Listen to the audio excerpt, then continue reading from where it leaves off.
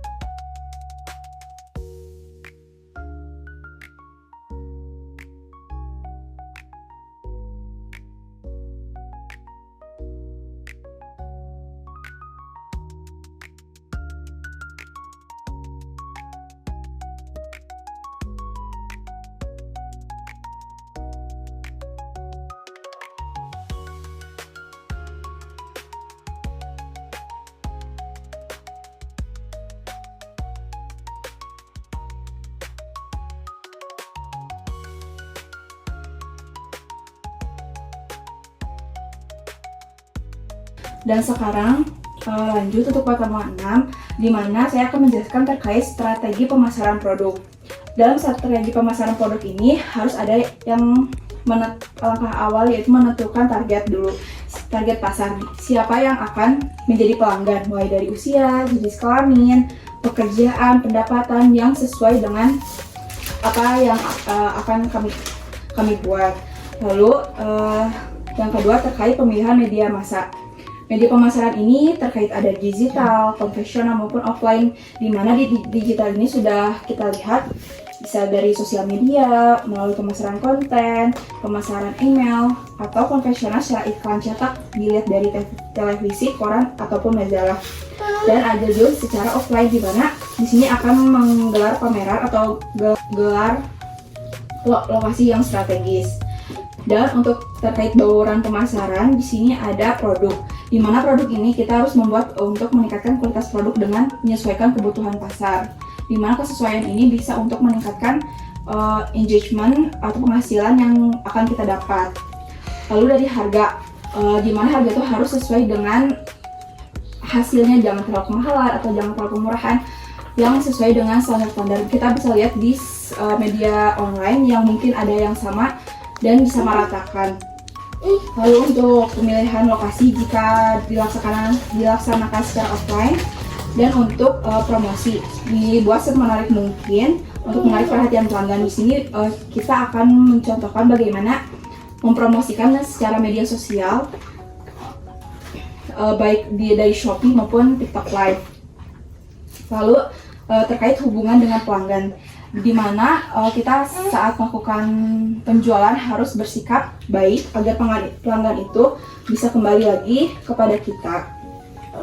Lalu kita bisa mengumpulkan umpan balik dan juga program loyalitas, di mana program loyalitas ini bisa menahan atau mempertahankan pelanggan lama untuk bisa terus kembali mendapatkan membeli dari apa yang kita jual. Lalu di sini ada pengukuran dan evaluasi, di mana kita harus membuat metrik pemasaran, di mana tingkat penjualan dari awal bulan atau per tahun dan jangkauan audiensnya sebisa mungkin lebih meningkat. Lalu terkait analisis data, di mana kita harus mengikuti atau membuat perubahan terkait tren pasar dan strategi pemasarannya. Dan terkait media pemasaran atau produk, di sini sudah dijelaskan bisa media cetak, elektronik maupun offline. Dan di sini kita bisa mempraktekkan bagaimana menjual di aplikasi Shopee ataupun live di TikTok atau di Instagram. Lalu terkait promosi produk yang efektif itu kita bisa membuat promosi penjualan, di mana ada potongan harga atau diskon atau mungkin buy one get one atau flash sale seperti Shopee 33, 11 dan lainnya. Lalu dari iklan, media TV ataupun lainnya, dan juga ada promosi digital.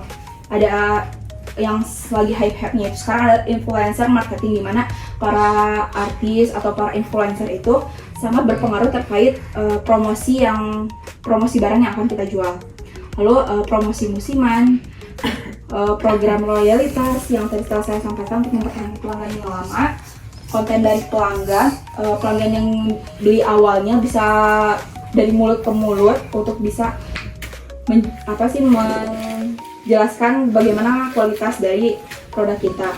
Lalu terkait sponsorship dan pemasaran langsung, lalu mengikuti sebuah event atau pameran dan juga pemasaran dari mulut ke mulut. Selanjutnya pada pertemuan 7 ini kita akan mempraktekkan atau memasarkan produk dari hasil kerajinan tangan dari bahan daur ulang botol dan plastik. Di sini ada video terkait bagaimana cara menjual di aplikasi Shopee. Bisa mulai berjualan lewat Shopee. Jualannya bisa macam-macam ya, bisa jualan produk fashion, skincare, dan sebagainya. Pertama-tama, teman-teman tentunya pertama itu harus buat akun Shopee-nya dulu. Gampang aja. Kalau pakai HP, silakan download aplikasi Shopee melalui Google Play Store mendownload aplikasi Shopee ataupun TikTok yang akan digunakan untuk shopee.co.id. Yang akan digunakan untuk mempromosikan produknya. Dan di sini biasanya Shopee menggunakan data KTP, nomor telepon. Pakai HP, habis install, silakan tekan daftar. Masukkan nomor telepon yang belum terdaftar di Shopee, atau sebagai alternatif, teman-teman juga bisa mendaftar akun Shopee dengan menggunakan akun Google, Facebook, atau Apple. Pilih lanjut. Selanjutnya, lakukan verifikasi untuk membuktikan bahwa kalian bukan robot. Kemudian, kalian akan diminta untuk memasukkan kode OTP yang akan dikirim lewat WhatsApp. Kalau kode verifikasinya nggak datang-datang, kalian bisa memilih metode lain seperti call atau SMS. Kemudian, tentukan password. Kalau lewat laptop atau komputer, caranya mirip-mirip sih. Di websitenya Shopee, kalian tinggal klik daftar, Kemudian kalian akan diminta nomor HP, terus juga akan diminta untuk memasukkan OTP dan sebagainya. Pokoknya caranya mirip-mirip lah ya. Nah, kalau kalian sampai di tahap ini berarti sudah membuat akun Shopee, tapi ini baru akun basic sebagai pembeli. Kalau kalian mau jualan, silakan tekan mulai berjualan. Habis itu kalian harus melakukan verifikasi tambahan. Caranya silakan upload foto KTP dan itu harus sesuai dengan data pribadi pemilik akun yang akan didaftarkan ke Shopee. Habis upload foto KTP, masukkan nama, NIK, dan verifikasi wajah lewat foto. Pastikan cahayanya terang ya, biar proses verifikasinya nggak gagal. Klik saya menyetujui syarat dan ketentuan, kemudian tekan kirim. Kalau verifikasinya berhasil, kalian akan lihat pesan seperti ini. Mestinya kalian dapat konfirmasi dari Shopee dalam waktu 2 hari mengenai verifikasi data diri ini. Kalau verifikasi kalian gagal, silakan hubungi customer service-nya Shopee untuk mendapatkan bantuan lebih lanjut. Kalau KTP-nya udah pernah dipakai untuk verifikasi akun lain, bisa dipakai ulang nggak, Mbak? Nah, kurang lebih seperti itu gambaran terkait bagaimana penjualan, di mana kita harus membuat akunnya terlebih dahulu, lalu mendaftar sebagai penjual. Setelah itu kita bisa Fotonya memfotokan bagus-bagus produk supaya bisa menarik menggunakan untuk kamera dengan cahaya yang bagus agar konsumen bisa melihat jelas produk apa yang akan kita jual. Nih, mau upload video juga bisa sih, tapi ada ketentuan ukuran Dan di sini bisa dilihat dari resolusi yang harus dipakai. produk dan sebagainya. Contohnya aja, kalau baju ya sebutkan bahannya apa. Nah, ini untuk Kualitas mengisi sebutkan ukurannya. bagaimana awalan produk yang akan kita jual. Nah, kemungkinan itu aja. Sekarang kita mempraktekannya. Ya, untuk ibu-ibu yang tidak memakai gadget, boleh nanti ikut serta dengan rekan-rekannya kalau ingin membuat usaha baru. Dan di sini saya lihat sudah memiliki aplikasi Shopee dan sudah login. Nah, di sini tinggal kan bagian pribadi. Lalu ada mulai jual di keranjang yang sebelah kiri.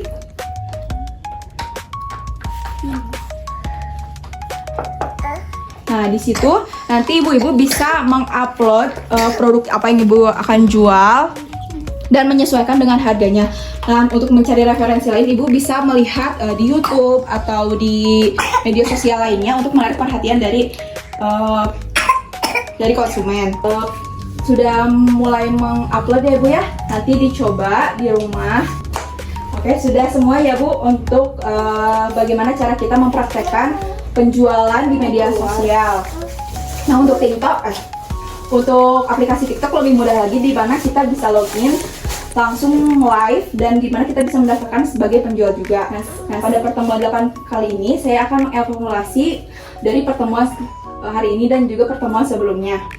Yang dimana pada pertemuan pertama kita sudah menyepakati produk apa yang akan kita buat. Dan untuk penjelasan tentang kewirausahaan, bagaimana cara berwirausaha, dan telah mempraktekannya untuk membawa suatu produk, dan juga setelah mempraktekkan bagaimana cara menjual suatu produk di media sosial yang lagi hype-nya sekarang, seperti itu. Nah, alhamdulillah kegiatan hari ini cukup sekian. Apakah ada diskusi atau ada yang ingin ditanyakan kembali, Bu? Saya harapkan ibu-ibu sudah paham semua. Terima kasih atas kesempatan yang telah diberikan. Untuk waktunya saya ucapkan terima kasih. Wassalamualaikum warahmatullahi wabarakatuh. Waalaikumsalam warahmatullahi wabarakatuh.